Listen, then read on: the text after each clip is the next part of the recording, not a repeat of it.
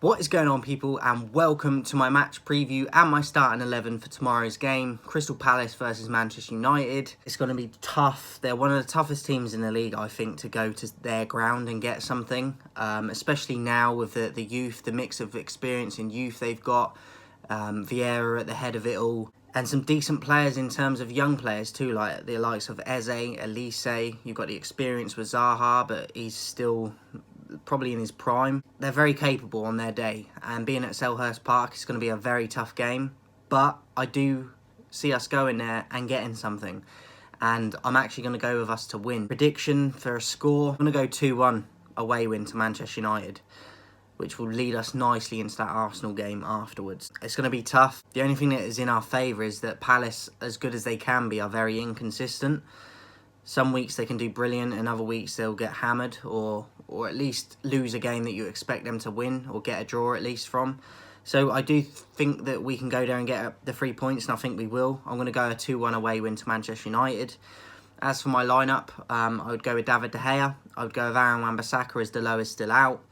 Varane and Shaw would be my centre-backs. I would bring Martinez on in the second half, depending on the score and how comfortable we are in the game, because I feel like we do need to get Martinez back into the team. But Shaw is doing a fantastic job, and I don't think Malacia deserves to be dropped either. He was my man of the match the last game, so I'd like to keep Malacia in at left-back. Then, depending on how the game goes, bring Martinez on, whether that means taking Malacia or Shaw out in the second half. Tackle that at that time. But I would go with Shaw and Malacia to start, and bring Martinez on if you can later on. Midfield, there's a lot of debate because Fred and Casemiro are at risk of, if they get another yellow card, missing the Arsenal game. But I would risk it. I think it's too difficult a tie to go to Palace and play them with McTominay in with either Fred or Casemiro. I don't think that he's at the level we need him to be. I just don't think he's good enough. So I would risk Fred and Casemiro. I know a lot of people wouldn't, but I would. So we can definitely get something from this game, because the Arsenal one is a bit more difficult, even more than this one. So I would go with Fred and Casemiro in the midfield too. And then on the right, I would go with Bruno Fernandes. I don't think Anthony deserves to be in the team at the moment. Bring him on in the second half if we can.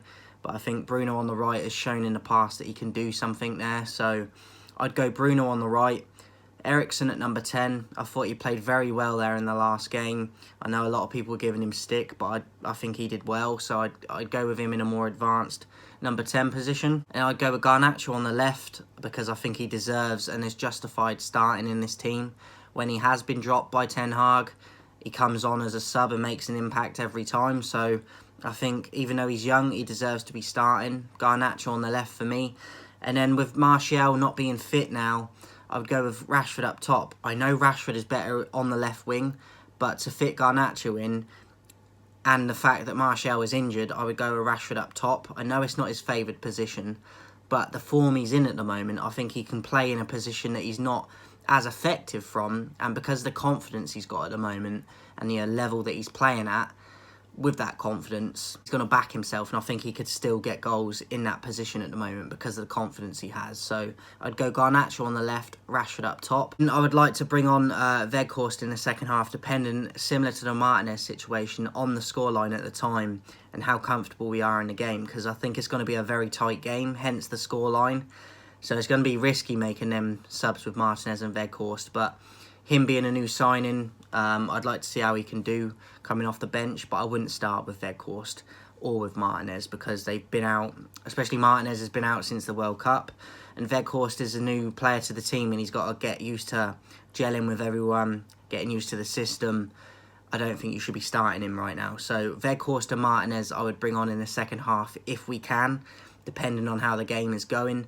So that'd be my lineup, guys, and my tactics and how I would approach it. I'd go with a 4-2-3-1 as we usually do. I would risk Fred and Casemiro in the midfield and hope that they don't pick up yellow cards. I know it's risky, but we've got more chance of getting something out of this than the Arsenal game. So yeah, that would be my lineup, guys. Let me know yours in the comments. And later today, guys, just so you know, if you'd forgotten, we have got a new player versus player, and it's Alan Shearer versus Harry Kane, which will be dropping later today. So watch out for that, guys. I love doing a player versus player, as you know. Thursday, I will be doing my post-match recap and player ratings for the Crystal Palace-Manchester United game. Enjoy the football, guys, but watch out later today for the player versus player dropping Alan Shearer versus Harry Kane, and then afterwards, or even as I'm uploading that later today, there will be a new player versus player poll going up, so make sure you check for that in the community tab so you can have your say on which player versus player you get to see next. Have a great day, guys. I'll see you guys soon.